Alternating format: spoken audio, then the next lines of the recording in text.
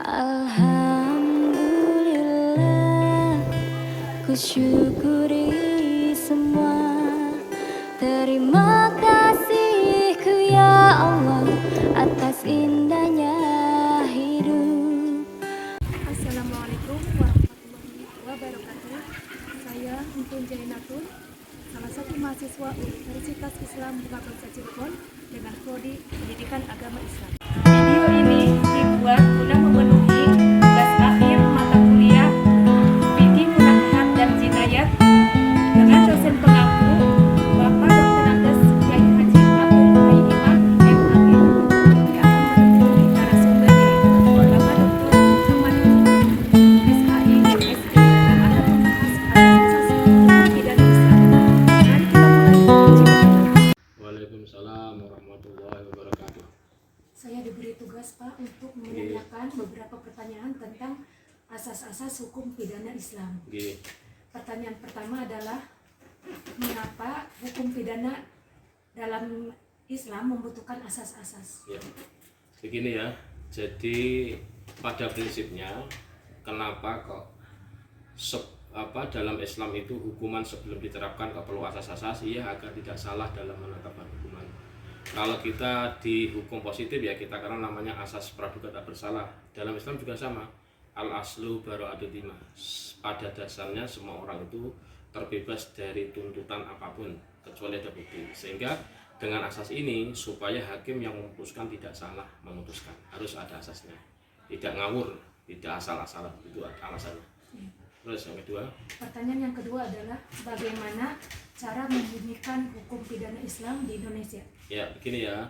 Untuk hukum pidana Islam di Indonesia itu yang berlaku sampai saat ini itu baru di Provinsi Aceh atau Nanggro Aceh Darussalam Nap ya.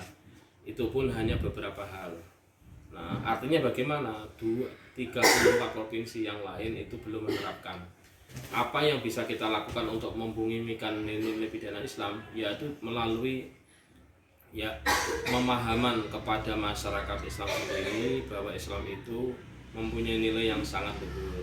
Soal penerapannya mungkin tidak bisa diberlakukan, tapi nilai-nilainya yang bisa diterapkan. Misal bahwa orang yang melaksanakan kejahatan, misalkan zina ya, itu dalam Islam kan kalau sudah menikah kan bisa sampai dibunuh.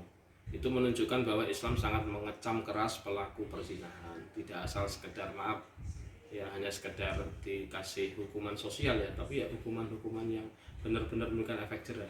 Itu jadi bagaimana membukanya dengan menyampaikan nilai-nilai luhur dari ajaran-ajaran Islam sendiri, bahwa Islam menentang keras praktek-prakteknya seperti itu ya. Terus Baik, Pak. Pertanyaan ketiga adalah bagaimana persepsi hukum zina dalam asas kekeluargaan? ya, jadi gini, dalam masalah zina ya, itu kalau kita kaji dalam hukum Islam ya, tepatnya fikih, itu nanti akan kita temukan bahwa pelaku zina itu kalau tertangkap atau ketahuan itu maka ya dinikahkan dengan pelakunya. Dalam Islam kita kenal yang namanya kafaah atau kufu sepadan. Jadi pezina ya kafaahnya sepadannya dengan para pezina. Orang yang tidak zina ya bukan dengan orang zina. Sehingga Islam itu memberikan satu arahan bagaimana orang yang melakukan kesalahan tentu kan ingin diperbaiki. Cara memperbaikinya tentu diselesaikan dengan tobat. Bagi pelaku zina ketika itu tertangkap dan jelas melakukan, cara tobatnya ya dinikahkan. Itu ya Bu. Ada lagi? Sudah Pak, itu saja.